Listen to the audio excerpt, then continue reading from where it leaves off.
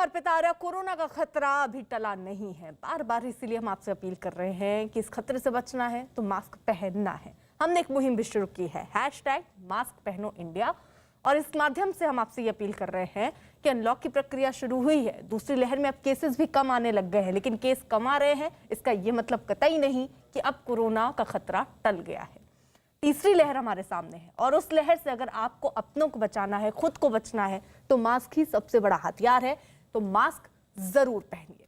सबसे पहले बात बड़ी खबर की, जो कि जम्मू कश्मीर से आ रही है। जम्मू कश्मीर में धर्मांतरण से जुड़ी ये बड़ी खबर। जम्मू कश्मीर में सिख समुदाय की 3 लड़कियों के जबरन धर्मांतरण का मामला जो है वो तूल पकड़ता जा रहा है। इस घटना के बाद से सिख समुदाय बेहद नाराज है। सिख लड़कियों के जबरन निकाह के विरोध में दिल्ली में सिखों ने प्रदर्शन किया। करीब 100 प्रदर्शनकारी पृथ्वीराज रोड पर जेके हाउस पर अपना विरोध जताने पहुंचे। हाथों में बैनर और पोस्टर लेकर ये लोग पहुंचे थे। इस दौरान कुछ लोग बैरिकेड पर चढ़ गए। कुछ महिलाएं भी इस घटना में विरोध में हाथों में बैनर और पोस्टर लेकर वहां पहुंची। इनमें से कुछ लोगों ने रेजिडेंट कमिश्नर नीरज कुमार से मुलाकात कर अपना ज्ञापन सौंपा। अब इनका ज्ञापन LG मनोज सिन्हा को भेजा जाएगा।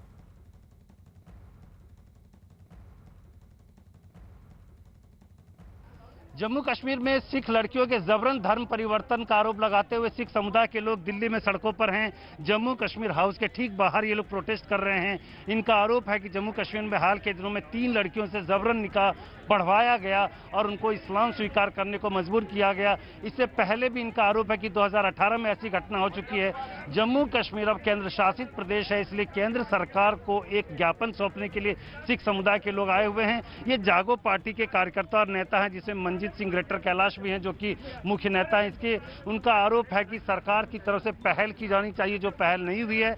लगातार धर्म परिवर्तन की घटना वहां हो रही है और इनका दावा है कि सिखों की वजह से कश्मीर को प्रोटेक्ट किया गया, भारत के अंदर रखा गया, लेकिन उनके हितों की रक्षा में भारत सरकार जो है वो पीछे हट रही है। इसलिए यहां से ये लोग ज्ञापन देने के लिए आए हैं केंद्र सरकार को कि कम से कम वहां जो जबरन धर्मांतरण हो रहा है उस पर रोक लगाई जाए और जो लोग इसके लिए कसूरवार हैं, दोषी हैं, उनको सख्त सजा दी जाए ताकि आगे से ऐसी घटना ना हो। इस तरह की घटना बार बार वहां पर होती है। गुरुद्वारे पर पत्थरबाजी की जाती है, सिख समुदाय के लोगों पर हमला होता है, लेकिन सरकार की तरफ से इसके खिलाफ एक्शन जिस तरह का होना चाहिए वैसा नहीं हो रहा है। वही आरोप लगाकर कि ये लोग, यहाँ आप देख सकते हैं कि सिख समुदाय के लोग पृथ्वीराज रोड राजधानी दिल्ली पर इकट्ठा हुए और जम्मू कश्मीर हाउस का घेराव करने के लिए आगे बढ़ रहे हैं।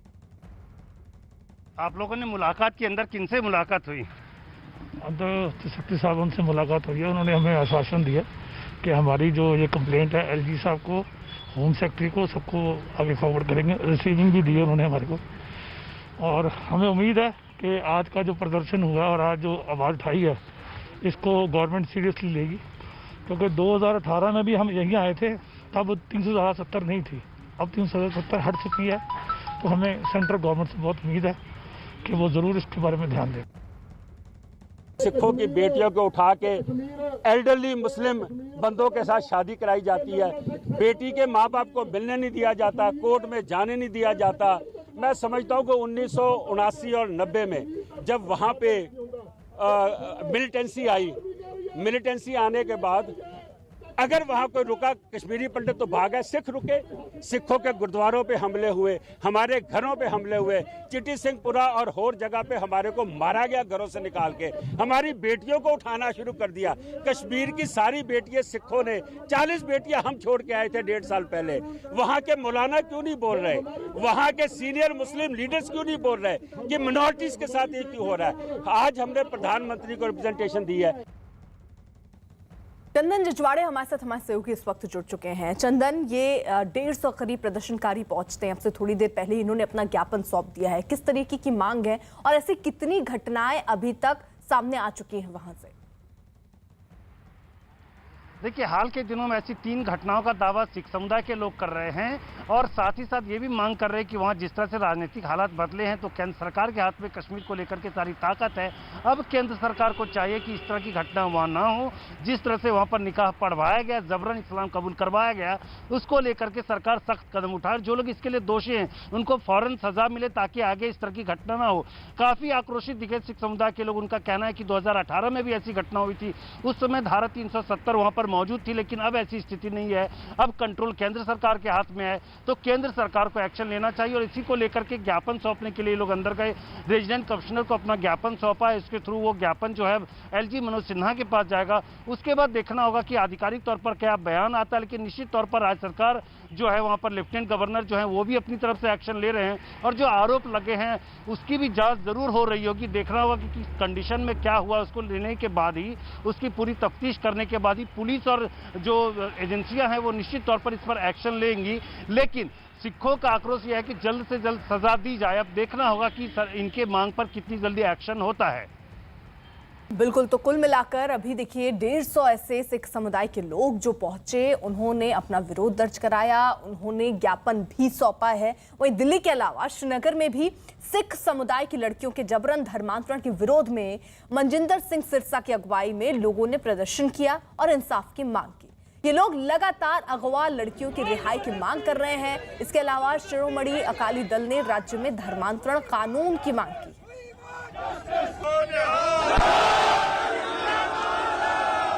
जबरन परिवर्तन कबूल नहीं करेंगे, नहीं करेंगे, नहीं करेंगे, परिवर्तन दल कबूल नहीं करेंगे। चंदन, यहां पर देखिए अकाली दल ने भी राज्य में धर्मांतरण कानून की मांग कर दी। देखिए, जम्मू कश्मीर के हालात जिस तरह से हैं, वहाँ इस तरह के कानून लाना बहुत आसान नहीं होगा। अभी केंद्र सरकार वहाँ कुछ और स्थिति बनाने के लिए है कि शांति एक बार बहाल हो, तमाम तरह के उसके लिए एक्शंस हो रहे हैं, मीटिंग्स हो रही है, तो एक बार स्थिति सामान्य हो जाए पूरी तरह से, उसके बाद सरकार भी देखेगी कि किस तरह के कानून की कब जरूरत है। सरकार ये सब सोच करके फैसला करती है। लेकिन दूसरी तरफ अगर हम बात करें कि जबरन किसी का धर्मांतरण हुआ है तो ये गैर कानूनी है, और उसके लिए कानून पहले से मौजूद है। उन कानूनों के अधीन सरकार एक्शन लेगी, और सरकार ये तफ्तीश जरूर करा रही है कि क्या हुआ है, किस कंडीशन में धर्मांतरण हुआ है, उसको देखने के बाद, जांच करने के बाद ही एक्शन होगा। कश्मीर को लेकर के फौरन कोई बयानबाजी नहीं की जा सकती है। जिस तरह से हम देखते हैं कि थोड़ा सेंसिटिव है कश्मीर का मामला, उसको लेकर के सिख समुदाय के लोग निश्चित तौर पर आक्रोशित है, लेकिन सरकार पूरा सोच समझने के बाद ही इस पर एक्शन लेगी। तो आप रहिए जरा साथ, देखिए किस तरीके की स्थितियां फिलहाल पैदा हो रही हैं। इसको लेकर लगातार यहां विरोध प्रदर्शन हो रहे हैं, चाहे वो दिल्ली की तस्वीर हो, चाहे वो श्रीनगर की तस्वीर हो। लोग सड़कों पर हैं और विरोध प्रदर्शन कर रहे हैं। 3 ऐसे मामले उनके मुताबिक सामने आ चुके हैं जिस पर अब एक्शन लेना चाहिए, और जो अगवा हुई हैं लड़कियां, उनको वापस भी लाने की जिम्मेदारी लेनी चाहिए। तो फिलहाल ज्ञापन बाकायदा दिल्ली में पहुंचकर सिख समुदाय के लोगों ने सौंप दिया है, और अब इसको लेकर जो उपराज्यपाल हैं मनोज सिन्हा, उन्होंने भी आश्वासन दिया है, क्योंकि थोड़ी देर पहले अकाली दल के नेता मनजिंदर सिंह सिरसा भी पहुंचे थे। उन्होंने बाकायदा उपराज्यपाल मनोज सिन्हा से जाकर इस बात की शिकायत की थी। ये 2 तस्वीरें भी हम आपको अलग अलग जगहों की दिखा रहे हैं, दिल्ली और श्रीनगर की, जहां पर सिख समुदाय के जो लोग हैं वो प्रदर्शन कर रहे हैं। तो प्रदर्शन के बाद मनजिंदर सिंह सिरसा की अगुवाई में एक प्रतिनिधिमंडल उपराज्यपाल मनोज सिन्हा से मिला, जहां उपराज्यपाल ने इस तरह की घटनाओं के खिलाफ सख्त कानूनी कार्रवाई का भरोसा दिया।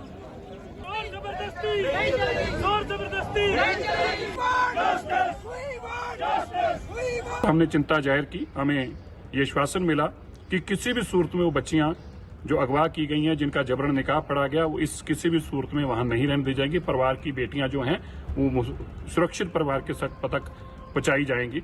इसके लिए लोकल प्रशासन को भी बुलाकर हिदायत दी गई, और यह भी कहा गया, हमने उनको यह भी आग्रह किया कि जिस तरह से यूपी और मध्य प्रदेश के अंदर इंटर रिलीजियस मैरिज एक्ट बने हुए हैं, ताकि फोर्सफुली जो मेजॉरिटी कम्युनिटी है इस तरह से धक्का ना कर सके। तो चंदन, जहां पर एक तरफ दिल्ली और श्रीनगर दोनों से हम ये तस्वीरें देख रहे हैं, समुदाय के जो लोग हैं वो सड़कों पर हैं, वहीं मनजिंदर सिंह सिरसा बाकायदा उपराज्यपाल से मिलते हैं और अपनी बात कहते हैं। हालांकि कड़ी कार्रवाई की बात भी कह दी गई है मनोज सिन्हा की तरफ से। बिल्कुल, देखिए मनोज सिन्हा इस मामले में काफ़ी सेंसिटिव है, और लोगों से बात सुनी है कि उनकी क्या शिकायत है, क्या मसला है। पूरी जानकारी लेने के बाद स्थानीय प्रशासन को और संबंधित अधिकारियों को आदेश दिए गए हैं। कश्मीर का जहां तक मामला है, तो वहां पर जो प्रोटेस्ट हुआ है, वो ज्ञापन या वो मांग जो है सिरसा की तरफ से उपराज्यपाल तक रखी गई है, और दिल्ली में जो प्रदर्शन हुआ है वो भी कमोबेश एक ही मांग है। इसमें कुछ और मांगे जरूर जोड़ी गई हैं, जिसमें कि जो इनके पंजाबी जो जुबान है उसको जम्मू कश्मीर के सेकेंड लैंग्वेज देने का जो आधिकारिक दर्जा है वो भी मांग की गई है। कुछ और मांगे, ये तमाम ज्ञापन जो है उपराज्यपाल तक सौंपी जाएंगी। सरकार की तरफ से कोशिश चल रही है, केंद्र सरकार की तरफ से स्थानीय नेताओं से, राजनीतिक दलों से बातचीत हो रही है। तो कुल मिलाकर कश्मीर के हित में, कश्मीरियों के हित में जो कुछ भी होगा सरकार वो फैसला करेगी। अभी जो ये निकाह पढ़वाने का मामला है जबरन, ये गैर कानूनी है और इसके लिए कानून पहले से बना हुआ कि गैर कानूनी हरकत जो है वो नहीं की जा सकती है। इसके लिए आदेश दिए गए कि जांच करके दोषियों के खिलाफ कार्रवाई हो और ये भी बताया गया कि अगर जबरन किसी को कहीं बंद करके रखा गया है तो उसे छुड़ाया जाएगा, उसको उस परिवार तक सौंपा जाएगा जिस परिवार से उसका ताल्लुक है। ठीक है, रही जरा आप साथ देखिए इस घटना पर जम्मू कश्मीर की पूर्व मुख्यमंत्री महबूबा मुफ्ती ने एक ट्वीट किया। उन्होंने अपने ट्वीट में लिखा कि कश्मीर में 2 सिख लड़कियों की घटना की खबर सुनकर व्यथित हूं। जम्मू कश्मीर में मुस्लिम और सिख सबसे बुरे समय में भी शांति से रहे हैं। उम्मीद है कि जांच एजेंसियां इस मामले की तह तक तेजी से पहुंचेंगी। और इसी मुद्दे पर केंद्रीय मंत्री रामदास आठवले का बयान भी सामने आया और उनका क्या कहना है जरा सुनिए। जो सिख लड़कियां हैं उनका अपहरण करके उनसे जबरदस्ती निकाह कराया गया और इस्लाम कबूल करवाया गया। मुझे लगता है कि फोर्सफुली धर्मांतर कराना ये बेकानूनी है।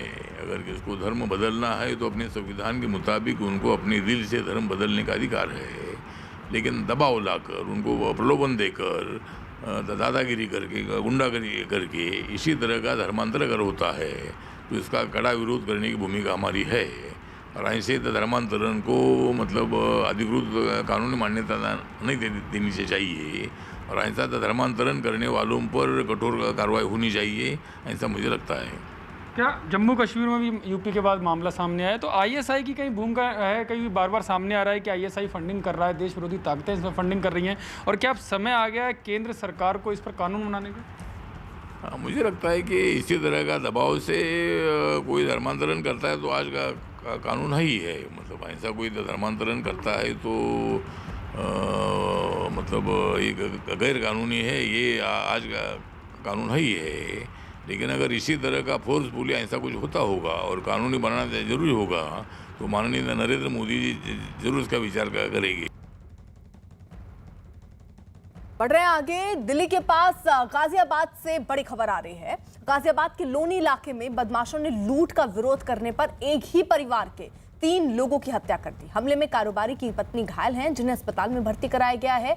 वारदात की जानकारी मिलने पर पुलिस की टीम जांच के लिए मौके पर पहुंची। पुलिस ने केस दर्ज कर जांच शुरू कर दी। पुलिस की तरफ से हमलावरों को पकड़ने के लिए 3 टीमें बनाई गई। का किसी रक्षा मंत्री जी के द्वारा दौरा हुआ होगा सर, हमारे चीफ मिनिस्टर बहुत पैगाम दिया है, बहुत बहुत धन्यवाद सेनाओं के लिए विशेष। हमारे Shri Jugal Kishore ji member of parliament, Shri Ajay Tamta ji कहाँ हैं? जुगल किशोर जी, अजय टमटा जी। हाँ नमस्कार, आप लोग ठीक ठाक हैं? जी जी बहुत बढ़िया, अच्छा किया आप लोग जुड़ गए। Shri Lal रुकंगा member of parliament कहाँ है? लाल रुकंगा जी। श्री डोंगरू संगजू एमएलए कहाँ है? और ब्रिज के लोकेशन से वर्चुअल बोर्ड में जो जुड़े हुए हैं Shri Indra Hang Subba member of parliament और श्री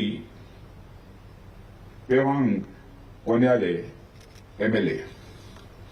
और इस कार्यक्रम में उपस्थित मेरे सभी सम्मानित देवियों एवं सज्जनों, सबसे पहले तो बॉर्डर रोड ऑर्गेनाइजेशन को मैं अपनी तरफ से बधाई देना चाहता हूं कि बॉर्डर रोड ऑर्गेनाइजेशन ने सचमुच विगत कुछ वर्षों से जो कुछ भी मैं देख रहा हूं,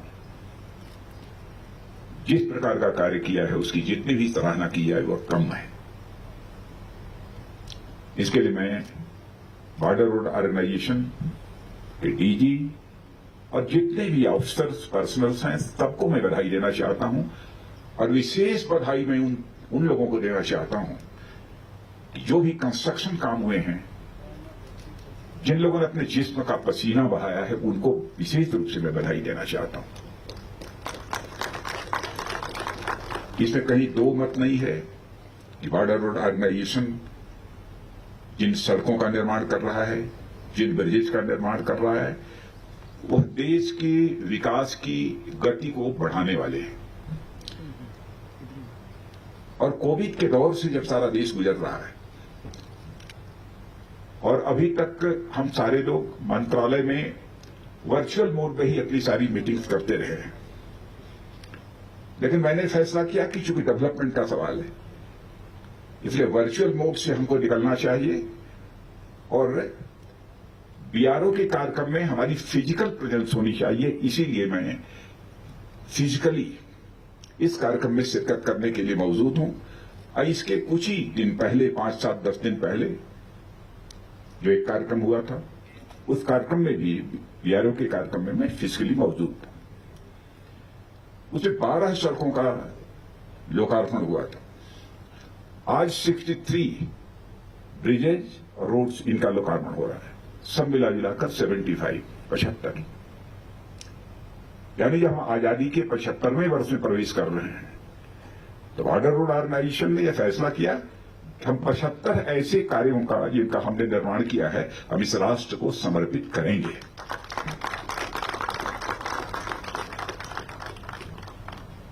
और इस इवेंट का ऑर्गेनाइजेशन बॉर्डर रोड ऑर्गेनाइजेशन ने किया है